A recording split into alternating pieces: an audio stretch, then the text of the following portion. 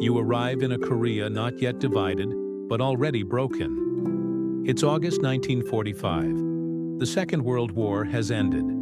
The Japanese Empire, brutal, unyielding, and until now, unshakable, has finally collapsed. For 35 years, Korea was nothing more than a colony under Tokyo's rule. Its language, culture, and freedom stripped away, its people forced into silence and servitude. But now, as Japanese soldiers lay down their arms, something strange happens. You'd think this would be a moment of celebration, of independence finally returned. And for many Koreans, it is. But for others, perhaps for you, standing in the streets of Seoul, or in the fields of Pyongyang, this is only the beginning of something far more complicated. You don't see liberation. You see uncertainty, because before Korea can celebrate its freedom, two foreign powers arrive. Uninvited, yet inevitable. From the south comes the United States. From the north, the Soviet Union. They meet at a line drawn hastily across a map, the 38th parallel. A line that seems meaningless at first, arbitrary, just a convenient way to divide responsibilities between two victorious allies. The Soviets take control of the northern zone, the Americans, the southern. The agreement is meant to be temporary. Just a few years, they say. Enough time to rebuild. Enough time to set up a Korean-led government, united and strong, but that future never arrives. Instead, you watch as the 38th parallel hardens into a border, not of administration, but of ideology. The Cold War is beginning, and Korea becomes one of its earliest battlefields. In the north, you see the rise of Kim Il-sung, a former anti-Japanese guerrilla who trained in the Soviet Union. He speaks the language of revolution, of communism, of worker solidarity. He returns to Korea like a hero, and with the Soviets backing him, he quickly becomes the face of the new Democratic People's Republic of Korea. You hear the speeches, the slogans, the promises, a classless society, a proud, independent Korea. But behind the words, you see the shaping of a regime, one built on surveillance, on loyalty to the party, and on unquestioned obedience to Kim. In the South, another leader emerges, Syngman Rhee. Educated in the United States, exiled for decades, he returns with fire in his eyes. He believes in democracy, but not always in the way you expect.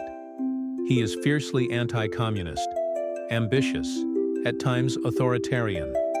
Under his leadership, the Republic of Korea is born. Now you watch as both sides claim legitimacy. Both governments insist they are the only true Korea. Both prepare for the unthinkable, to reunite the peninsula, not through diplomacy, but through force. You feel the tension like a storm forming on the horizon. From 1946 to 1950, you see Korea become a nation, armed to the teeth. The Soviet Union pours weapons and advisors into the north. The United States supports the south with training and money. Guerrilla warfare erupts in the countryside. Border clashes become common. Villagers whisper of missing sons, of unknown bodies found near the parallel. The war has not yet been declared, but it has already begun. And through it all, you notice something painful. Koreans are being used by larger powers to settle scores that are not their own. The Cold War has made Korea a chessboard, and its people? Pawns. But you also see something deeper, something tragic. A family divided. North and South are not simply geographic regions.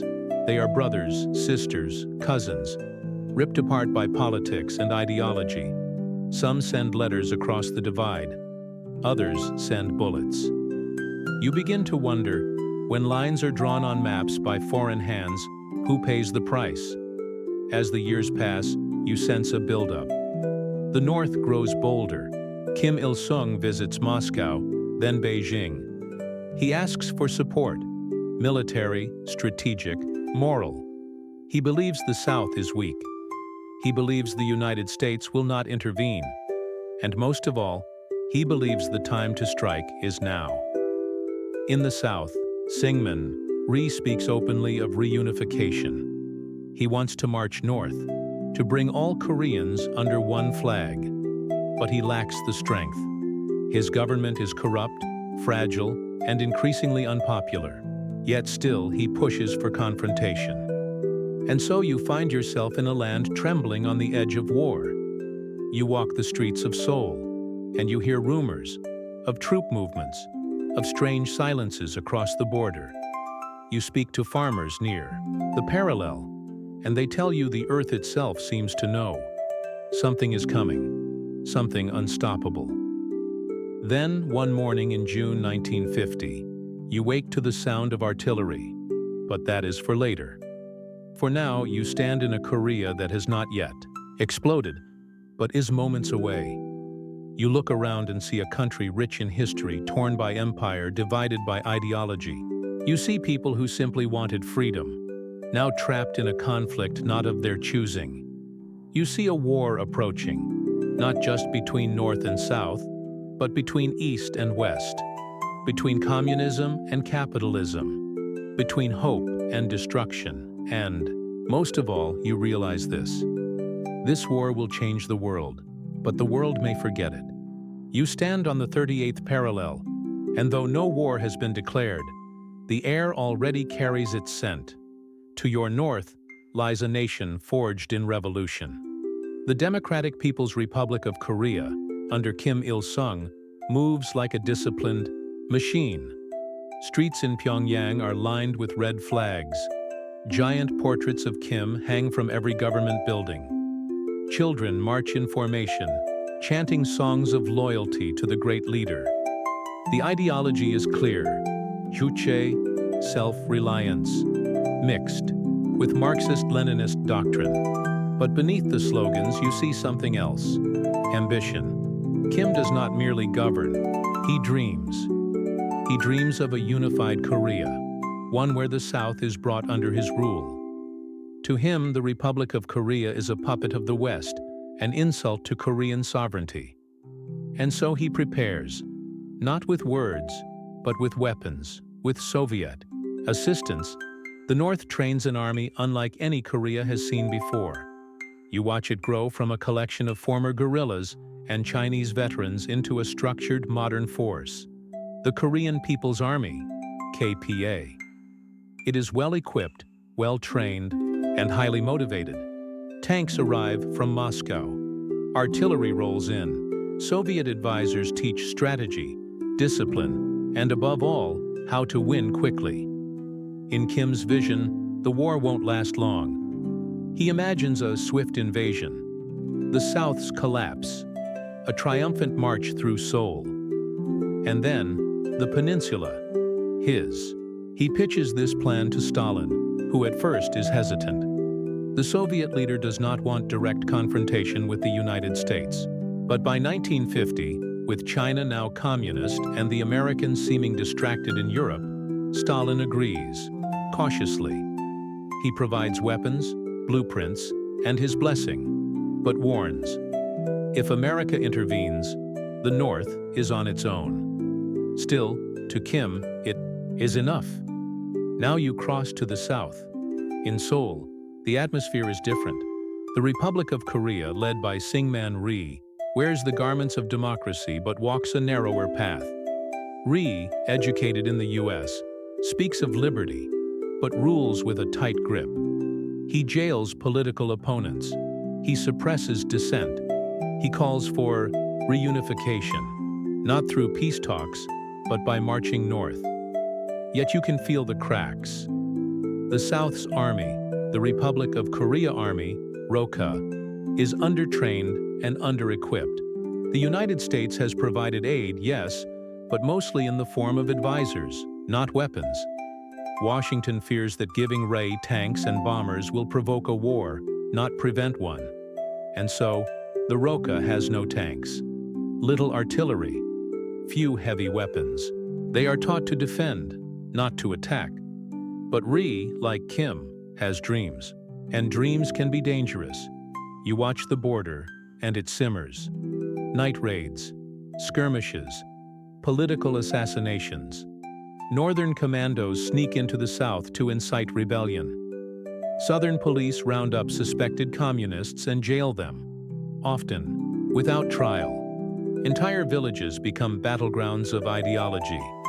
If you are a farmer living near the parallel, you learn to trust no one. Neighbors disappear. Gunfire echoes in the hills. The Cold War may be global, but here it is personal. And the people? They are caught in between. Across the Pacific in Washington, D.C., the Korean Peninsula is not a top priority.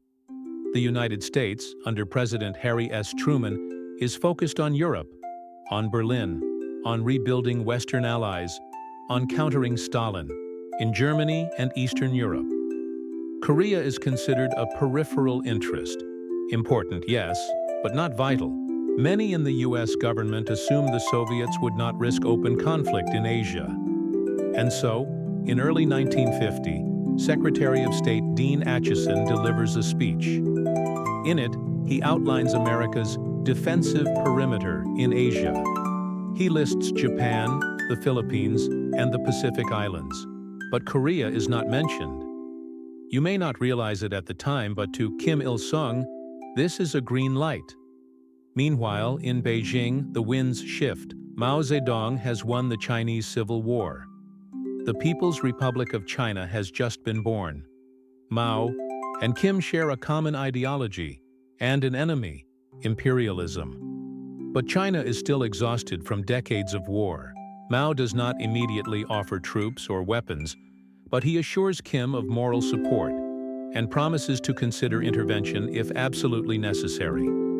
Kim now feels he has the backing of two giants. And so, throughout early 1950, you watch the North mobilize in secret. Entire divisions are moved closer to the border under cover of night. Roads are repaired, bridges reinforced, ammunition stockpiled. Kim finalizes a bold and ruthless plan, a full-scale invasion, starting with a massive surprise artillery bombardment, followed by a sweeping advance south toward Seoul. The plan is codenamed Operation Pok-pung, the storm. In the south, warnings are ignored. Some American advisors on the ground send troubling reports. They've noticed strange movements across the parallel. Refugees speak of strange buildups. Northern propaganda becomes more aggressive. But in Washington, the belief remains: Kim wouldn't dare. Meanwhile, Syngman Rhee's government is plagued by internal instability. He is more focused on crushing leftist dissent inside his own borders than on preparing for an external threat. The Iraq army is spread thin, scattered across provinces, poorly coordinated, with limited communication infrastructure. You realize something terrible. The South is not ready, and the North knows it. In the final weeks before the war, the stage is set. You can feel the tension, even if the world seems unaware. Most headlines still focus on Europe, on post-war reconstruction, on nuclear diplomacy. But in the quiet hills and narrow valleys of Korea, two armies face each other across a fragile line. One is fueled by revolution, discipline, and foreign arms. The other is held together by fragile alliances, shaky governance, and hope. You ask yourself, what happens when the first shot is fired because you know it's coming? The question is not if, only when. And on the morning of June 25, 1950, you will have your answer. You awaken to thunder, but it's not from the skies. It's the early morning of June 25, 1950, and the earth itself seems to groan beneath the weight of 1,000 explosions. From the 38th parallel, the roar of artillery spreads like wildfire. The Korean People's Army, KPA, of the North, has unleashed its fury. And the war you feared, but no one believed, has begun. You're standing in a rock outpost near the border when the first shells land. Trees snap like matchsticks. Trenches collapse. The Republic of Korea Army, taken completely off guard, is scrambled from sleep. Officers yell orders, but radios crackle with static. Confusion spreads like smoke, and then the tanks come. From the northern hills, you see the silhouettes of T-34 Soviet tanks, their steel bodies cutting through barbed wire and foxholes with ease. The South has no tanks to match them, no anti-tank weapons capable of piercing that armor. You watch as soldiers fire rifles hopelessly at iron hulls. The rounds bounce off, the tanks roll on. The KPA's plan is perfect. A swift, concentrated assault, across multiple fronts, striking with overwhelming force and speed. Infantry follows the tanks in tight formations, coordinated, disciplined, ruthless. They don't just attack, they overwhelm. You retreat with the shattered rock units southward, barely holding a line. Each hill you fall back from brings you closer to Seoul, the heart of the South. And Seoul is not ready. In the capital, President Syngman Rhee is still scrambling for answers. His ministers are in panic. The roads are clogged with civilians, women clutching children, elders dragging carts, men carrying whatever they can. You hear the rumors already. The North is coming, the North is near. No one expected this. Despite years of border skirmishes, few believed Kim would gamble everything on a full-scale war. And now, the cost of that underestimation becomes clear. You stand with terrified civilians on a Seoul street as refugees pour in from the north. They arrive in droves, bleeding, coughing, many barefoot. Their stories are grim. Villages bombarded, homes burned, families executed. The KPA isn't just targeting military installations. It's a campaign of total war. And still, the government hesitates. ROK troops, battered and disorganized, attempt to mount a defense along the Han River. But there is no coordination. The chain of command is broken. Ammunition is low. Communication is worse. And the people, your people, are left in limbo. On June 27th, just 2 days after the invasion, Syngman Rhee's government flees Seoul. Not with evacuation plans, not with military orders, but in secret. You don't find out until it's too late. Trucks speed away at dawn, taking officials and documents, leaving chaos behind. And then, the unthinkable happens. On June 28th, the Han River Bridge, Seoul's main escape route, is detonated by retreating ROK engineers in an attempt to slow the North's advance. But the demolition is rushed, and no warning is given to the thousands still crossing. You hear it before you see it, a deep, shaking rumble. Then a monstrous explosion. When the smoke clears, the bridge is gone. In its place, bodies, twisted, metal and screams. Civilians, hundreds of them, had still been on the bridge. It's one of the darkest moments of the early war. Later that same day, KPA forces march into Seoul. You watch from a rooftop as tanks roll through the city gates, flags flying, soldiers shouting victory slogans. The North doesn't meet resistance. It meets silence. Fear has done what bullets could not. It has paralyzed the city. The people emerge slowly from hiding. Some wave white cloths, some kneel. Others, suspected of being collaborators or officials, are rounded up immediately. Within hours, the KPA takes control of major buildings, radio stations, police headquarters. The capital has fallen in just 3 days. You can't help but ask, how did it collapse so fast? The answer is bitter. The South was unprepared, militarily, politically, psychologically. Its army lacked armor. Its leadership lacked coordination. Its people lacked warning. And the North? The North had planning, surprise, and brutal efficiency. But something else looms in your mind. The United States. Across the Pacific, the invasion has triggered alarm bells. Reports flood into Washington. Images of tanks crossing the 38th parallel, of Seoul under enemy control, of civilians slaughtered. President Harry Truman, who once thought Korea a peripheral concern, now faces a decision with global consequences. Because this is not just a Korean crisis anymore. It's a Cold War flashpoint. If the US does nothing, the world may see it as weakness. If they intervene, there is risk of another world war, of direct confrontation with China or the Soviet Union. But the line has been crossed. The invasion of South Korea is now America's war too. On June 27th, the United Nations, led by the US, votes to intervene militarily. Troops will be sent. A war will be fought. But for now, you're still in Seoul. And Seoul is lost. As night falls over the city, you listen to the new broadcasts from KPA loudspeakers. They speak of liberation, of unity, of revolution. But you know what you've seen. Tanks crushing barricades, civilians executed without trial, families torn apart. Whatever name they give it, reunification, revolution, justice. You know this is war, and it has only just begun. You are exhausted, dirty, hungry. You've been marching south for days, weeks maybe. It's hard to tell anymore. Since Seoul fell, the Korean People's Army has pushed relentlessly. Every town, every road, every checkpoint has crumbled under their advance. But now, you find yourself at the southern tip of the Korean Peninsula, Pusan. This isn't a retreat anymore. This is the last stand. The roads to Pusan are clogged with the remnants of a broken country.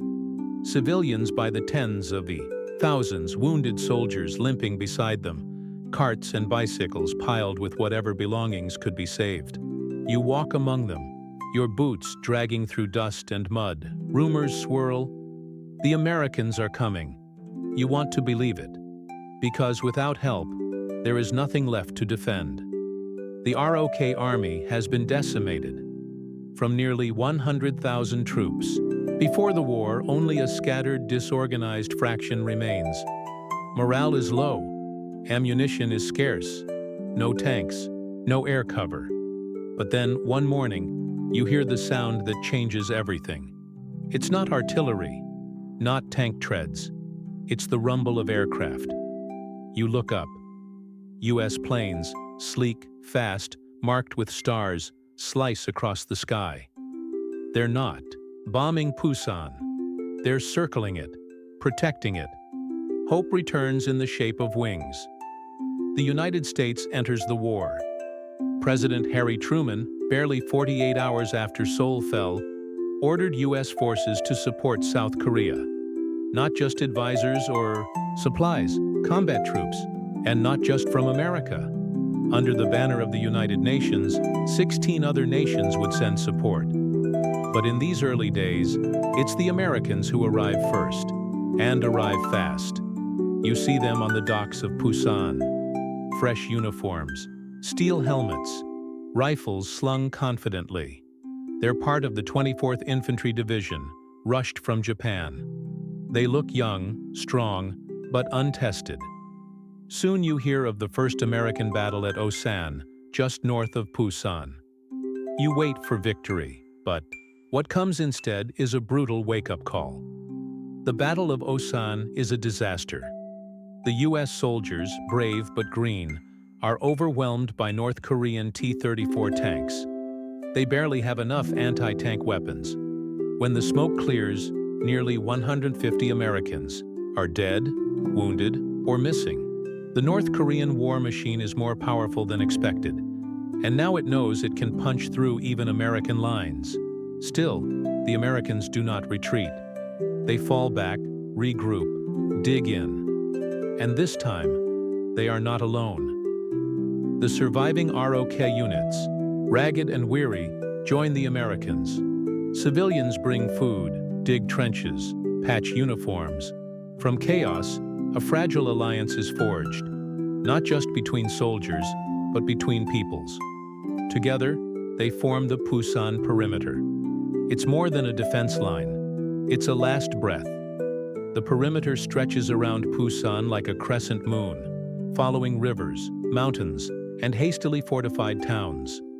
It's all that stands between the KPA and total victory, and the North knows it. In August 1950, they launch a massive assault. 90,000 North Korean troops, backed by tanks and artillery, throw everything they have at the perimeter. You are stationed near Taegu, one of the key defense points. Every night you hear the whine of artillery. Every morning, another attack. The ground never stops shaking. Rain turns dirt to mud, and mud turns to blood. Casualties rise on both sides. You fight beside Americans now, Texans, New Yorkers, farm boys from Iowa. They share cigarettes. They curse the heat. They bleed just like your brothers. There is no language barrier in war, only survival. The battles blur together. Masan, Pohang, Naktong River. One day you gain a hill, the next you lose it. But the line does not break, and slowly things begin to shift. More American units arrive. The 1st Cavalry Division, the Marines. Tanks are landed at Pusan's port. Air support grows fierce, bombing KPA supply lines, strafing convoys. U.S. Navy ships pound enemy positions from the sea. The tide imperceptibly begins to turn. But it isn't just bullets that hold the line. It's resolve. You remember a moment? August 17th. The sky is black with smoke. KPA forces have nearly broken through at Naktong Bulge. If they cross the river, Pusan falls. But a young American lieutenant leads a charge into the flames. Rocky troops follow. The line holds. That night, under the stars, you realize something profound. This is no longer a South Korean war. It's a war for the soul of the peninsula and for the global balance of power. In Washington and Tokyo, generals devise a plan, a counterattack. Bold, risky, some call it insane. You don't know it yet, but soon the name MacArthur will burn into the war's history like a brand, and the word Incheon will echo across the world. But that is not now. Now you're still in the mud, still clutching your rifle, still watching the perimeter, still praying it holds. And by the end of September 1950, it does. For the first time in the war, the KPA is halted. Not defeated, not destroyed, but stopped. At Pusan, the line holds, and the world begins to believe. You're still gripping your rifle. But something has changed. After weeks of being pushed, bloodied, and buried in trenches around the Pusan perimeter, now, suddenly, you're no longer just holding the line. You're part of a counteroffensive, one that nobody thought possible. And at the center of this seismic shift is one name, Douglas MacArthur. The general is a living legend. To some, a war hero. To others, a relic of arrogance. But no one doubts his flair for the dramatic. And now, he's proposed something bold, something dangerous. A landing behind enemy lines. Not just anywhere, but at Incheon. You squint at the map. Incheon lies far to the northwest, near Seoul, deep in enemy territory. But MacArthur argues that it's precisely what makes it perfect. The North Koreans would never expect it. Still, military minds in Tokyo and Washington are doubtful. The tides at Incheon are some of the most extreme in the world, rising over 30 feet. Narrow channels, rocky terrain, coastal defenses. A port, too shallow at low tide. One mistake, and the landing force could be stranded, cut off, slaughtered. But MacArthur insists. With full confidence, he declares, "We shall land at Incheon, and I shall crush them." So the plan is approved. You're not among the first waves, but you hear the stories. September 15th, 1950. The U.S. Marines storm the beaches under cover of darkness and naval bombardment. At first they meet resistance, but not as heavy as feared. The element of surprise is total. North Korean units are scattered, confused. Their supply lines aren't prepared for an attack from the rear. By nightfall, the beachheads are secure. MacArthur's gamble has paid off. You arrive a day later, part of the second wave. Incheon is a mess, smoldering ruins, shell craters, scattered debris. But it's under Allied control. The American flag flies high, and now the race begins. From Incheon, the road to Seoul is open. MacArthur wants it back, fast. The rocket capital. Division and U.S. forces surge inland. North Korean forces, caught between the counterattack from Incheon and pressure still building from the Pusan perimeter, begin to collapse. Their lines fracture. Their command loses cohesion. You're moving. Again, not retreating, but advancing. The march to Seoul is not easy. The KPA fights with desperation.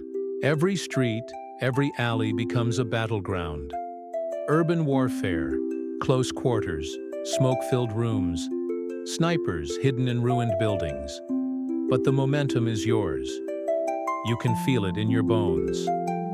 By September 25th, Seoul is back in Allied hands. MacArthur arrives in a spotless uniform, stepping over rubble to declare the city liberated. The same Seoul that fell in a matter of days in June now stands reclaimed in just over 2 weeks. The psychological impact is massive. For the first time in the war, South Koreans believe they might win, that they can return home, that their country might survive. But war is never neat, and victory here does not mean the war is over. To the south, KPA forces are still engaged at the Pusan perimeter. But now, with pressure from both fronts, they begin a chaotic retreat. You hear reports. Tens of thousands of North Korean troops fleeing north, abandoning weapons, food, even wounded. Supply lines have disintegrated. Communications are broken. The tables have turned. You remember the faces of your comrades weeks ago, tired, cornered, afraid. Now, they move with renewed energy. Now you are the hammer. And MacArthur? He sees opportunity. Total victory. He proposes to push the war all the way to the Yalu River, the very border of China. The goal? Reunify Korea under a democratic government. Erase the North Korean regime. End the war before Christmas. In Washington, some officials worry.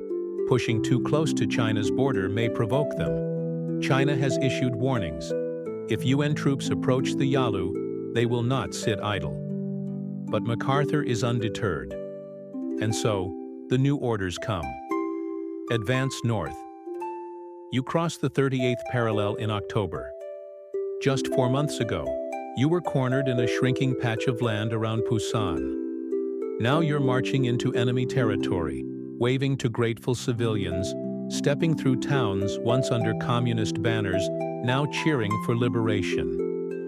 Some American officers caution against overconfidence. Winter is coming. The supply lines are long and exposed. Where are the Chinese? Their warnings grow louder, but MacArthur dismisses them. He promises that Chinese intervention is impossible, that the war will end in weeks. You want to believe him. You have to. You've seen too much to hope otherwise. The landing at Incheon was a miracle, a military feat few thought possible. It changed everything. It saved South Korea from total collapse. It broke the North's momentum. It gave the world reason to believe that democracy could hold its ground in Asia. But as you march northward, rifles slung, snow beginning to fall, you can't help but wonder, have we come too far? Because in the mountains beyond, something stirs. And you're about to find out that victory, like war, is never simple.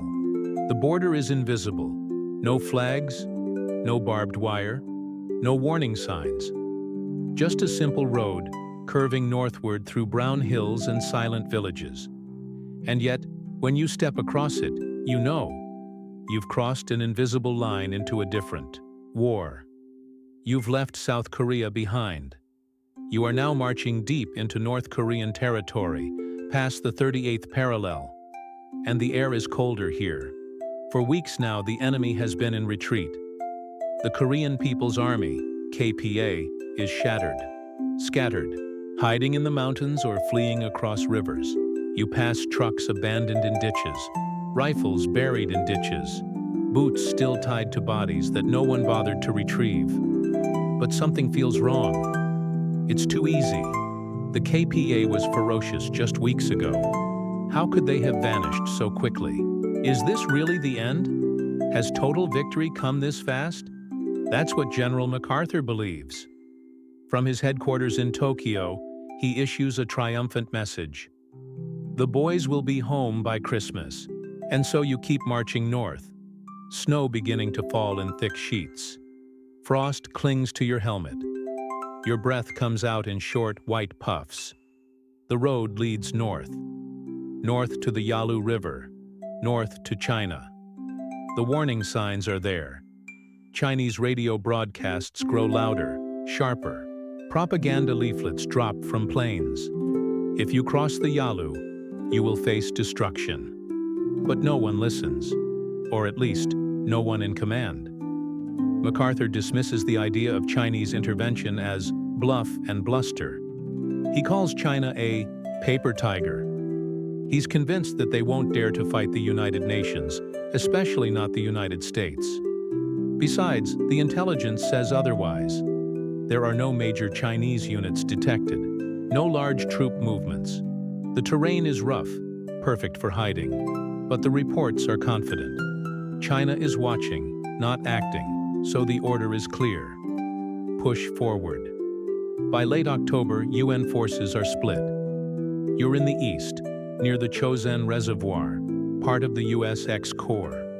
Further west, near the valley town of Unsan, South Korean and US troops are stretching thin lines northward. The goal is complete: reach the Yalu River and end the war. But then, they appear. At first, it's whispers, scattered sightings, dark shapes moving through the hills at night, unfamiliar footsteps in the snow.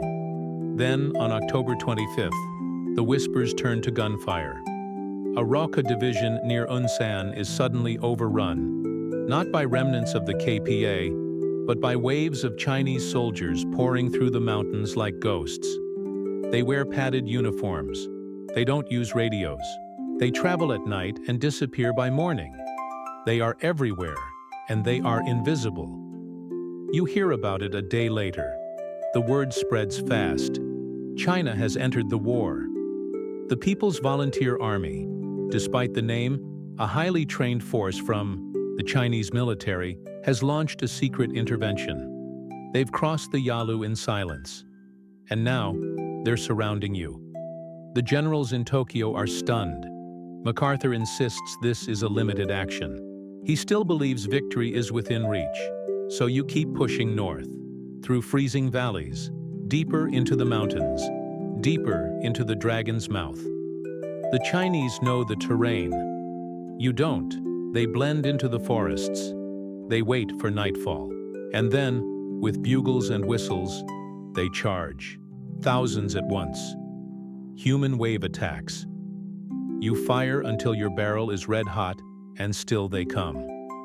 They are unrelenting. The ground shakes with artillery. The sky is lit with flares. You can barely hear your own heartbeat over the screams, the gunshots, the sound of bodies falling in snow. You see friends vanish into white fog. You see men freeze to death, their rifles still clutched in hand. There's no front line anymore, just chaos. Your unit is cut off. You're running low on ammo, low on food. The temperature drops below 30 degrees Celsius. The wind slices through your coat like knives. This is not a battle. This is survival. By late November, it's clear. The Chinese haven't just entered the war. They've turned it upside down. Nearly 300,000 troops have crossed the Yalu. They encircle entire divisions. At Chosin Reservoir, U.S. Marines fight through one of the most brutal retreats in modern military history, escaping through mountains, under constant attack, in freezing hell. It is no longer a question of victory. It's a question of how many will make it out alive. You finally pull back. By December, you've retreated past the 38th parallel. Seoul, liberated just months ago, is abandoned once more. The mood has changed. There's no more talk of Christmas at home. No more final push, only the grim realization. This war isn't over, not by a long shot. And the dragon you poked, it's wide awake now. You never thought you'd be here again. Retreating. Only weeks ago, you were marching toward victory, toward the Yalu River, toward the end of the war. Now you're running, not in panic, but in grim, disciplined withdrawal. It's December 1950, and the Korean Peninsula has become a frozen hell. At night, you lie awake in your foxhole, teeth chattering, fingers numb. Your boots are soaked. Frostbite eats away at your comrades' toes and noses. The temperature drops below 35 degrees C. The air is razor thin, and every breath feels like you're inhaling shards of glass. But the cold is only one enemy. The other is behind you. The Chinese.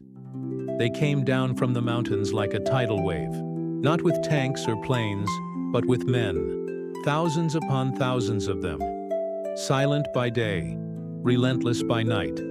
They don't stop, they don't tire, and they know the terrain better than you ever will. At Chosin Reservoir, you're trapped. The 1st Marine Division and attached U.S. Army units, numbering around 30,000, are surrounded by an estimated 120,000 Chinese troops. The hills are alive with gunfire. Every ridge is occupied. Every road is mined. You can't dig in because the ground is frozen solid. You're low on food, low on ammunition, low on hope.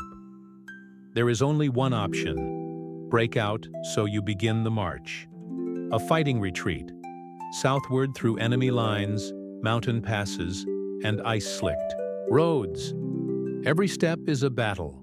You see men dragging wounded comrades on makeshift sleds made of ammo crates, corpses frozen in grotesque shapes, arms stretched toward the sky. Trucks overturn on icy curves, and no one has time to stop. Air support is your only lifeline. Day after day, Navy and Marine pilots dive through snowstorms to drop supplies, strafe Chinese positions, and keep the corridor open. You hear the drone of engines overhead like a distant prayer. It is war at its cruelest. And still, you move. After 17 days, you reach Hungnam, a coastal port on the east. But it's not salvation, it's evacuation. Tens of thousands of UN troops, along with over 90,000 Korean refugees, are packed into ships, leaving everything behind. Families sob as they board. Mothers clutch children in blankets. Some refuse to leave. Some beg to stay. You don't have time to process it. Orders come down. You destroy the port before you leave. Explosives tear through the harbor, reducing it to rubble so the enemy can't use it. You stand on deck as the ship pulls away, watching the coastline vanish in black smoke. You've made it out alive. But something inside you remains frozen. On the Western Front, things are just as grim. Seoul falls again. The South Korean capital, already battered by months of war, is captured for the second time, this time by the Chinese. Civilians flee in droves, trudging south with what little they can carry. Some are barefoot, some are sick. You see carts full of children, oxen pulling entire families through the snow. The roads are jammed with the desperate and the dying. The UN lines are stretched thin. Units are under strength. Morale is cracking. You hear whispers in the ranks. Is this another Vietnam? Are we going to lose this war? Back in Tokyo, General MacArthur is defiant. He wants to strike back, hard, not just with conventional forces, but with atomic bombs. He proposes bombing Chinese supply lines, even entering Manchuria. He speaks of expanding the war, of total victory, but In Washington, there's hesitation. President Truman doesn't want World War III, not with the Soviets watching, not with nuclear weapons as the price. There's friction and a growing rift between the civilian leadership and the military command. You feel it even from the trenches. Orders change. Strategy shifts. The front is unstable. But the winter? The winter is constant. By January 1951, the UN has been pushed hundreds of kilometers south, nearly back to the starting point. The goal is no longer conquest, it's survival. But then, just when hope seems lost, something changes. The Chinese have overextended. Their supply lines are thin. Their troops are exhausted. They are fighting in foreign territory, far from their bases, in terrain they don't fully control. And unlike you, they don't have air support. That becomes your advantage. Day by day, US and UN aircraft pound Chinese positions. Artillery returns with force. Reinforcements arrive. Supplies flow again, and slowly, painfully, you push back. By March 1951, after months of bitter fighting, Seoul is recaptured for the fourth time. The city is in ruins, streets filled with ash, buildings without walls, a ghost town now held by survivors. You walk through it, unsure if it's a victory or just a pause between defeats, but for now, you hold the line.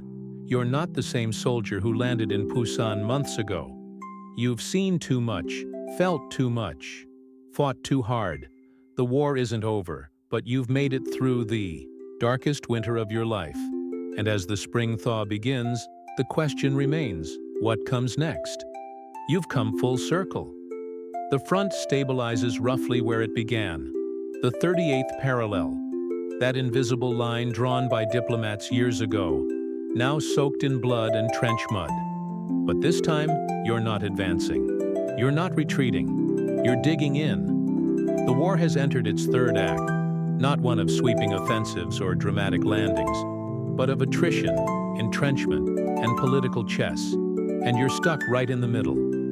It's the spring of 1951. You wake to the sound of spades hitting earth.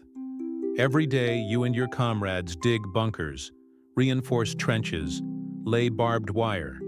You build fortified outposts with names like Porkchop Hill and Old Baldy that will soon become infamous and deadly. The terrain here is brutal. Jagged mountains, narrow valleys, unpredictable weather. There are no neat battle lines, just a shifting mosaic of ridgelines and outposts, each one contested by blood. The Chinese and North Koreans mirror your every move. They entrench across, from you, sometimes only a few hundred meters away. At night, they probe your defenses, sometimes with stealth, sometimes with screams and bugles and human waves. By day, you respond with artillery and airstrikes, trying to break their will. But there are no breakthroughs, no victory parades, only stalemate. And that word becomes your world. You fight for inches of ground. Sometimes you capture a hill at dawn, only to lose it by dusk. You see men die for positions that hold no strategic value, except as bargaining chips in the greater game being played far away, across conference tables. And you begin to wonder, what are we fighting for now? In the rear, morale is changing. Replacements arrive, younger and less trained. The veterans, you, are weary, hardened, quiet. You can tell the difference at a glance. Letters from home speak of a forgotten war. People back in the States are tired of headlines, tired of Korea. You're not even sure they understand where it is. Some newspapers call it the stalemate war, as if that lessens the suffering, the loss, the daily grind of survival. But in the command centers, the stakes are still high. The war might be stuck on the ground, but in Washington, Moscow, Beijing, and Seoul, it's far from over. General Ridgway has replaced MacArthur. Where MacArthur dreamed of victory, Ridgway focuses on stability. He understands the new reality. Containment, not conquest. No more pushing to the Yalu. No more atomic bomb threats. The new goal is to hold the line and force a negotiated settlement. But even that proves elusive. In July 1951, peace talks begin, in Kaesong, later moving to Panmunjom. You imagine the negotiators, sitting at long tables, drinking tea, speaking through translators, while here in the hills, men are dying for the same plots of land every week. The talks drag on, for weeks, then months, then years. Why? Because every hill you take, every trench you lose, becomes part of the bargaining. Neither side wants to give up territory while talks are ongoing. So the war continues. For you, this means a war of patrols. You sneak out at night, scouting enemy lines, looking for weaknesses, laying mines, dragging wounded friends back under gunfire. Sometimes you engage in short, savage firefights. 5 minutes of chaos that leave 10 men dead and change nothing. Snipers haunt the tree lines. Artillery becomes the weapon of choice. Impersonal, constant, unforgiving. There's no glory in this kind of war, only fatigue. The weather is as much an enemy as the opposing army. Summers turn trenches into ovens. Winters return with bitter vengeance. Freezing, rifles, icing your breath, numbing your soul. Yet through it all, you adapt, you become a creature of the line. You sleep with your boots on. You learn to distinguish between a mortar shell and a howitzer just by the whistle. You don't flinch when a shell hits nearby, unless it's too close. Then you dive like instinct. In the midst of all this, civilians continue to suffer. Korean villages lie shattered, entire generations displaced, families torn apart by a war neither side seems able to end. You watch South Korean allies, Roke soldiers, fight bravely beside you, often with inferior equipment, but fierce determination. You see North Korean POWs shuffled through cages, blank-eyed, unsure if they'll ever go home, and you wonder, what will peace even look like? In Washington, support for the war begins to wane. President Truman decides not to run for re-election. Dwight D. Eisenhower, a war hero from World War II, promises to bring Korea to a conclusion. In the Soviet Union, Stalin dies. In China, the costs are mounting. Hundreds of thousands of casualties, international isolation. Something has to give, but not yet. Until then, you keep watch, you count the days, you walk the line, you endure. And as 1952 bleeds into 1953, you can feel it, something shifting in the air, a weariness on both sides, a desire for closure, even if it's not victory. Peace talks resume with new urgency, and finally, the word begins to circulate. Armistice. But will it really happen? And what will be the price? You'll find out soon. Because your war, the war you've endured, survived, cursed, and bled through, is about to end. Not in triumph, not in banners, but with a line in the dirt and a signature on a page. You don't believe it at first. They tell you over the radio. Then the lieutenant comes down the trench, repeating the words you've dreamed of for months, maybe years. There's a deal. The armistice will be signed. You grip your rifle, tighter.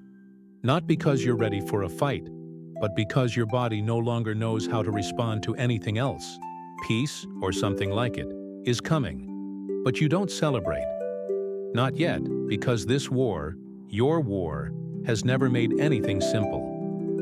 It's July 1953. The peace talks at Panmunjom have dragged on for over 2 years. 2 years of stalling, of posturing, of bitter deadlock over prisoners of war and borderlines. You've seen the battles that happened because of the talks, not in spite of them. You've fought on hills that changed hands 5 times in a week, just so both sides could bargain from strength. But now, something has finally shifted. Behind the scenes, world politics are moving. In Washington, President Eisenhower has threatened to escalate. In China, Mao is weary of the mounting toll. And in the Soviet Union, Stalin is dead. His successors are more interested in calm borders than costly proxy wars. So on July 27, 1953, after 1,128 days of combat, the pens come out. The armistice is signed. But what you experience is not triumph. There's no victory parade, no flag raised over enemy territory, no surrender ceremony on a battleship. Instead, at 10 a.m., the ceasefire is announced, and at 10 p.m., it takes effect. That's how your war ends. Not with an explosion, but with a clock when the hour strikes, the guns fall silent. No one dares to breathe too loud. You stare across the no man's land at faces just like yours, dirty, gaunt, wary, enemies by politics, strangers by choice, survivors by chance. The demilitarized zone, the DMZ, is born 4 kilometers wide, lined with mines and fences and guard towers. It's not peace, it's a pause. You look at the line and know, this is not the end. It's merely where the killing stopped. Back at your outpost, you sit with your unit. No one talks much, some smoke. Some write letters. Others just stare at the stars, wondering how it feels to go home, if that place even still exists. You think about the friends who didn't make it. Some died on hills whose names will never be remembered. Some simply disappeared in the chaos. Bodies never found. Names never spoken again outside these foxholes. You feel no closure, only a strange, hollow quiet. In the days that follow, the exchange of prisoners begins. It's called Operation Big Switch. Tens of thousands of POWs are returned. You watch them come home, some smiling, some limping, some staring with empty eyes. They've endured captivity in camps where disease and ideology were equal weapons. But the controversy doesn't end. Some North Korean and Chinese prisoners refuse to return home, fearing punishment or execution. So do some South Koreans. The question of loyalty and identity becomes another battlefield, this time of politics and propaganda.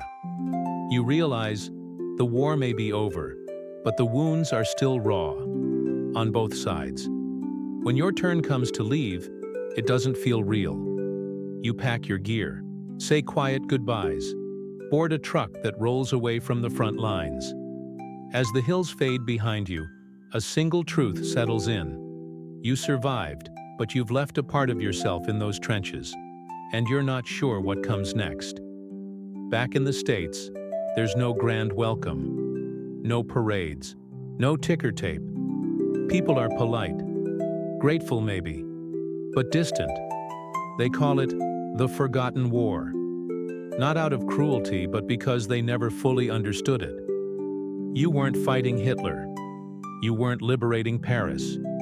You were holding a line half a world away against a faceless enemy, for reasons few can explain without pulling out a map and a Cold War briefing. And so, you return quietly. Slip back into a job, a family, a life.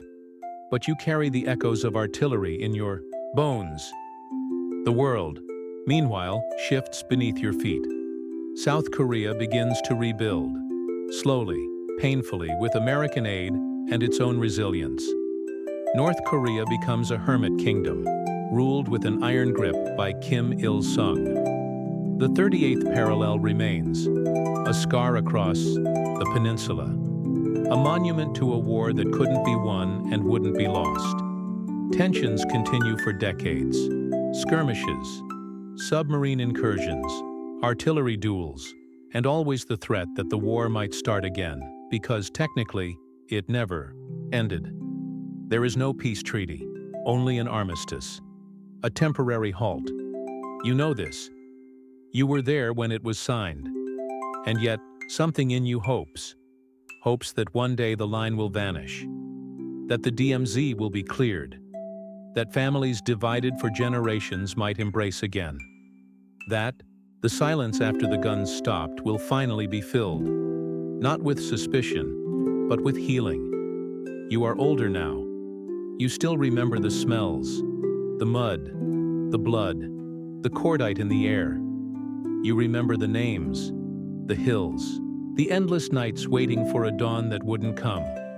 But you also remember the men beside you, the bond forged in the fire of a war history tried to forget. And you remember why you fought, not for conquest, not even for glory, but so that freedom wouldn't vanish from a small, battered peninsula. The world may forget the Korean War, but you won't, because it shaped you, because it never really ended, because peace in your lifetime remained a dream just out of reach, but still a dream worth fighting for. You thought it would fade, that time would dull the sharp edges of memory, that the smoke and screams of Korea would drift into the mist, lost among the louder echoes of World War and Cold War. But years pass, and still, it lingers. You hear it in the silence of official ceremonies. You feel it in the polite nods from strangers who've never heard of Heartbreak Ridge or the Pusan Perimeter. You watch it in history books that skim over 3 years of agony in a single paragraph. And yet, you remember it all, not just as a soldier, but as a witness to a conflict that reshaped the world without ever declaring its name too loudly. You begin to see the outlines of its legacy. At first, in fragments, a Cold War that calcifies as East and West draw their lines across continents and oceans. Proxy wars in Vietnam, Angola, Latin America, echoes of Korea, where great powers learned how to fight without ever shaking hands. You recognize the Korean War as a blueprint, a testing ground, the first war of jet fighters and helicopters, the first war of global alliances, facing off without total war. The first time the United Nations sent troops into battle. But more than that, it was a warning that ideology, when turned into policy, could ignite entire nations. That peace, once broken, is not easily repaired. And then you see the legacy up close. You visit Seoul. Decades later, the skyline is unrecognizable. Glass towers, superhighways, neon. A miracle. They call it the miracle on the Han River. South Korea's economic explosion, rising from ashes you remember all too well. And you can't help but feel proud. You didn't rebuild it, but you helped keep it alive long enough to be rebuilt. You stood in the way of its destruction. You bought time with mud and sweat and blood. And then there's the other side. You don't visit Pyongyang. You can't, few do. The legacy there is one of silence, secrecy, fear. A dynasty born from war and sustained by it. Kim Il-sung is long gone, but his face still watches from every wall. His grandson rules now, armed with nuclear weapons and the threat of annihilation. The same line you once guarded, rifle in hand, is now guarded by missiles and satellites. The DMZ still stands. And though the guns are quieter, the tension remains as sharp as ever. The war that never ended still casts its shadow. You think of the others, those who fought, and those who didn't return. Many rest in marked graves, others were never found, and too many came home to be forgotten, not by their families, but by the world. The Korean War veterans never got their headlines. No victory day, no songs in their honor, just long years of wondering whether it mattered. You know it did. Even if no one else says it, you know, because you saw what was at stake. Not just a strip of land, but the idea that tyranny wouldn't advance unchecked, that people could choose their own future, even if they had to fight for it. Over time, the war becomes a memory, then a story, then a lesson.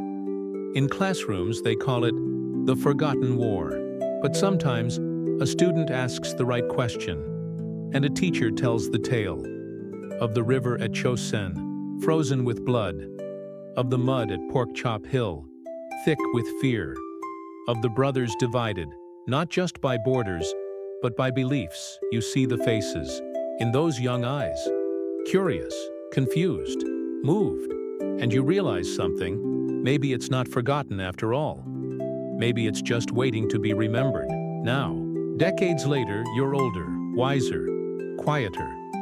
You don't speak of the war often, but sometimes late at night, when the wind whistles like artillery across empty streets, you remember. You close your eyes, and you're back in a trench, waiting for dawn, holding your breath, praying the ceasefire holds, praying that this time peace will come and stay. And sometimes, on anniversaries, you meet others. Gray-haired, steady-handed, you nod. No words needed. They were there too, different hills, same ghosts. Together, you stand in front of flags. Some folded, some raised, all meaningful. You remember the ones who didn't come back. You carry them in your silence, in your walk, in your salute. You're part of a generation that did what it was asked to do, even when the world didn't know what to call it. You didn't ask for glory. You didn't seek medals, but you earned both. And even if history hesitates to honor your war, you lived it. You carried its weight. And in doing so, you kept a promise that freedom matters, that aggression can be stopped, that even in the darkest hours the line will hold if someone's willing to stand on it. And so as the years continue, you pass your story on. Not with shouts, but with quiet truths. Not with blame, but with clarity. You teach that war is never clean, that victory is rarely absolute, and that sometimes the greatest legacy is what didn't happen, because someone stood in the way. You are not forgotten. Your war is not forgotten. Its echoes still travel through time, through families, through history. You were there. You held the line. And though the world called it a stalemate, you know the truth. You stood for something, and that will never fade.